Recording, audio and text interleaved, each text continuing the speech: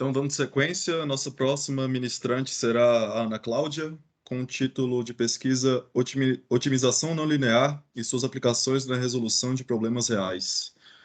Ana Cláudia, quando quiser. Tá, vou pôr minha tela aqui, aí você me fala se tá aparecendo, por favor.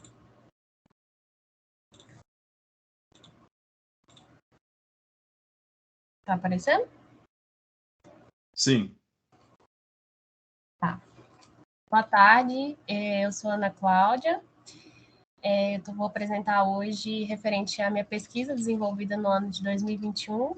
Meu orientador foi o professor Dr. Moisés, e o título da minha pesquisa é Otimização não linear e sua aplicação na resolução de problemas reais. Bom, começar aqui pela introdução. Modelos de otimização não linear, eles são amplamente estudados e as suas aplicações abrangem muitas áreas das ciências, como a matemática, física, química, engenharias e entre outros.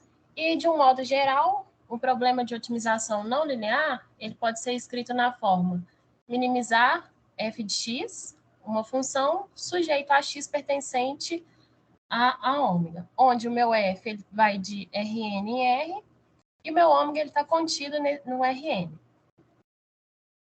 Bom, e nesse trabalho aqui eu vou estar apresentando um problema de otimização, onde eu pretendo minimizar o volume de um suporte de parede. E para poder resolver esse problema, eu vou utilizar o método de Karush, Kahn e Tucker. Bom, o método dos multiplicadores de Lagrange, ele é usado para poder encontrar a solução para problemas de otimização restritos a uma ou mais igualdade. E aí, quando a gente tem problemas que também têm desigualdade, a gente precisa estender o método. Aí nesse trabalho, a gente estendeu para os métodos das condições de Karush, Kahn e Tucker, conhecido como método KKT. E essas condições de KKT, elas acontecem sob uma condição de regularidade que são exigidas nas restrições do problema. E existem várias condições de regularidade para os problemas. Aqui o que o teorema de KKT nos diz é o seguinte: seja x estrela pertencente ao ômega um minimizador local para o problema e satisfaça uma condição de qualificação, então existem os vetores mi estrela pertencente aos reais em P e lambda estrela pertencente aos reais em M, tais que a gente tem a condição de igualdade, condição de desigualdade e a condição de complementaridade.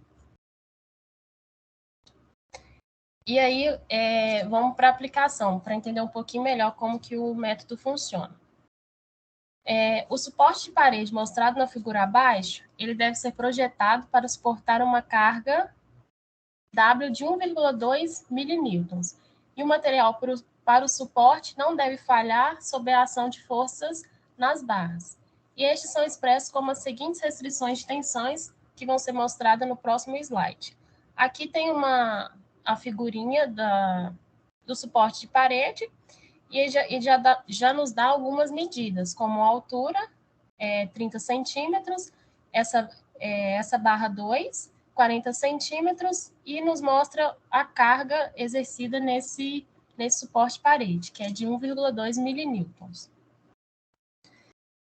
Então, a barra 1, a gente vai falar que ela é o sigma 1 menor ou igual que sigma A, e a barra 2 é o sigma 2 menor que sigma A, onde o meu sigma A ali, ele vai ser a tensão admissível para o material, 16.000 newtons por centímetros quadrados. O meu sigma 1 é a tensão na barra 1, que é dada como F1 sobre X, newtons por centímetros quadrados. Meu sigma 2 é a tensão na barra 2, que é dada como F2 sobre Y, newtons por centímetros quadrados. O meu X vai ser a área da seção transversal da barra 1, centímetros quadrados. Meu Y vai ser a área da seção transversal da barra 2, centímetros quadrados. F1 vai ser a força devido à carga W na barra 1, e F2 vai ser a força devido à carga W na barra 2. Então, nesse problema, o que a gente vai ter que fazer é minimizar o volume total desse suporte de parede. E a formulação do problema vai ser da seguinte forma. As áreas transversais x e y, elas são duas variáveis de projeto. E a função de custo para o problema é o volume, que vai ser dado como f de xy igual ao lado 1 vezes x mais o lado 2 vezes y. E aí, para poder descobrir os valores de L1 e L2, na figura, ele já nos dá o valor da barra 2, que é 40 centímetros, e para a gente descobrir o valor da barra 1, a gente vai utilizar o teorema de Pitágoras. Então, o valor de L1 vai ser 50 centímetros, que é o comprimento da barra 1, e o L2, 40 centímetros, que é o comprimento da barra 2. E agora, para a gente poder escrever essas restrições de tensão, precisamos de forças nas barras que são obtidas usando análise de equilíbrio estático, que fornece os seguintes valores. Meu F1 vai ser 2 vezes 10, vai ser 2 vezes 10 elevado a 6 newtons. Meu F2 vai ser 1,6 vezes 10 elevado a 6 newtons. Então, as restrições de estresse elas vão ser dadas como G1 de XY, a minha primeira restrição, 2 vezes 10 elevado a 6 sobre x menos 16.000 newtons, menor ou igual que zero. Minha G2 de XY vai ser 1,6 vezes 10 elevado a 6 sobre y menos 16.000, menor ou igual que zero. E as áreas das transversais, elas devem ser não negativas. Então, minha G3 de XY é igual a menos x, menor ou igual que zero. E minha G4 de XY é igual a menos y, menor ou igual que zero. E aí, formulando o nosso problema, temos que minimizar a função f de xy igual a 50x mais 40y, sujeito às 4 restrições que acabamos de encontrar. Esse problema aqui, apesar da nossa função ela ser linear, as restrições do problema ela já não é linear. Então, esse probleminha aqui ele é caracterizado como não linear.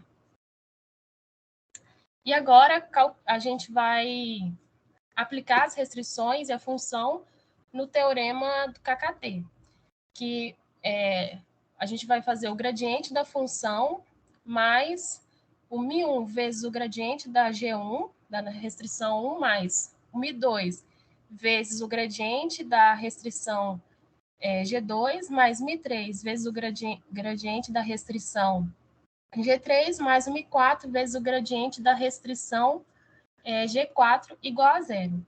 E aí, sistematizando, a gente vai ter esse sisteminha aqui. E agora, a gente, fazendo uma análise de todos os casos, a gente pode observar que as restrições G1 e G2, elas nos fornecem o valor de x e o valor de y. Se a gente isolar o x aqui na G1, a gente vai chegar no valor de x igual a 125 centímetros quadrados. Se a gente isolar o valor de y na G2, a gente vai encontrar y igual a 100 centímetros quadrados.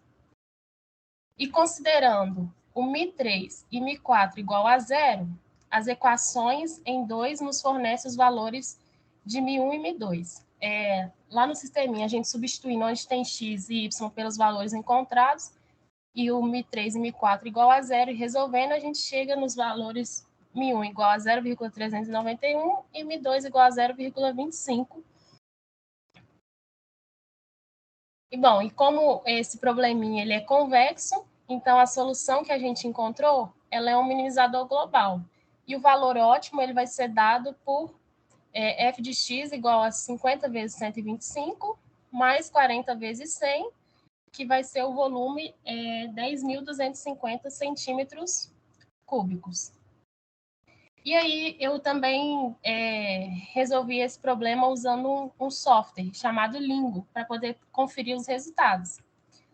E aí, eu trouxe um print aqui da tela, que ele é um software bem simples de mexer, onde eu só pedi para minimizar, escrevi a função, e as restrições, aí quando eu coloquei para rodar, ele já me dá o valor das variáveis x e y, que aqui a gente encontrou o nosso x igual a 125, aqui ele deu 124,999. o y é igual a 100, o valor da nossa função objetivo 10.250, os valores de μ1 no nosso deu 0,391, que eu arredondei, e aqui deu e o μ2 0,25, μ3 e μ4 igual a 0, e ele também já me dá o valor das restrições quando a gente aplica os resultados que a gente encontrou também.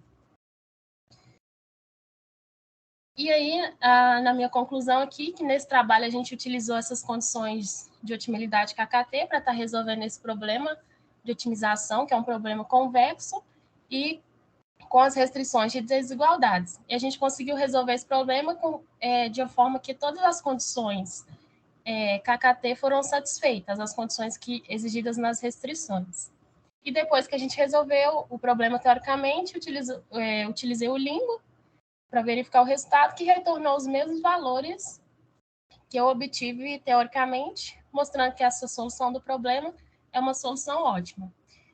Só fazer um comentário que no início da minha pesquisa, a gente trabalhava com problemas como a variável só, onde encontrava valores máximos e mínimos da função, e aí no decorrer o objetivo nosso era conseguir desenvolver exemplos utilizando o método de KKT.